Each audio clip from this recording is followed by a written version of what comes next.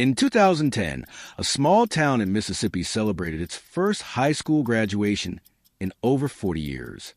Proud parents, shining gowns, and 83 seniors holding their diplomas high.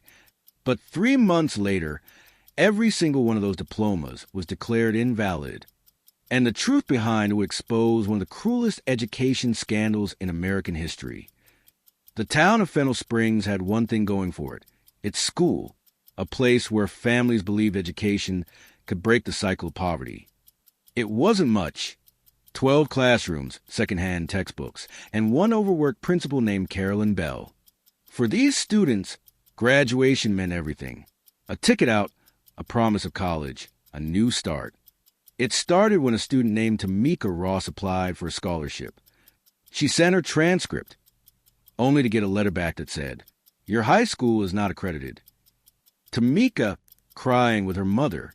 Newspaper headline: Fennel Springs students denied admission. She wasn't the only one. By the end of the week, 47 more students discovered their diplomas meant nothing. The local news picked up the story, and what they found shocked even the journalists. Fennel Springs High had been operating without accreditation for 8 years. The district knew. The principal knew. The state looked the other way. Newspaper office, reporters typing, state education documents marked confidential, teachers arguing in a staff meeting. Every year, the state inspection was delayed or quietly ignored, as long as the school kept producing high graduation numbers. It wasn't about education anymore. It was about money. In 2012, an anonymous whistleblower leaked hundreds of internal emails. They revealed that test scores had been altered, classes marked, passed, even when they were never held. The superintendent had been falsifying data to secure federal funding, millions of dollars meant for poor rural education.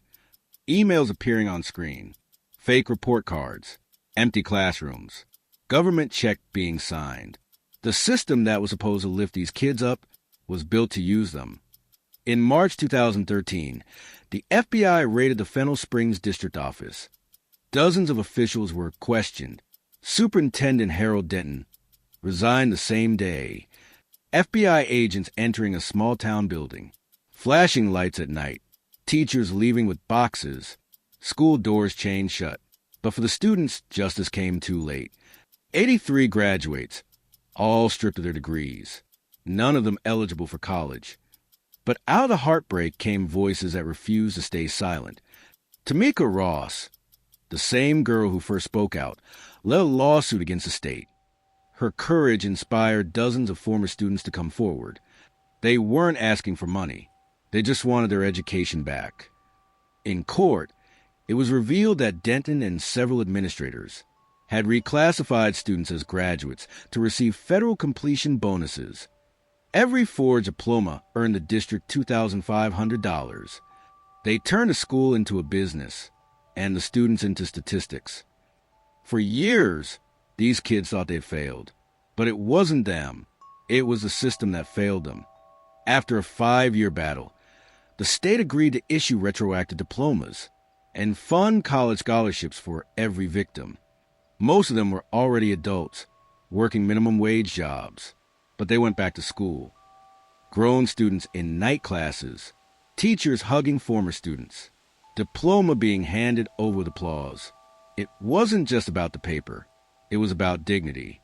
In the end, Tamika Ross became what she always wanted to be, a teacher. In Fennel Springs, they built a new school on the same ground. No statues, no plaques, just a sign that reads, "Every student matters." Because what happened here wasn't just about education. It was about trust, and what happens when the people we trust the most stop caring. Justice in education isn't about grades. It's about giving every child a chance to dream and keeping that promise.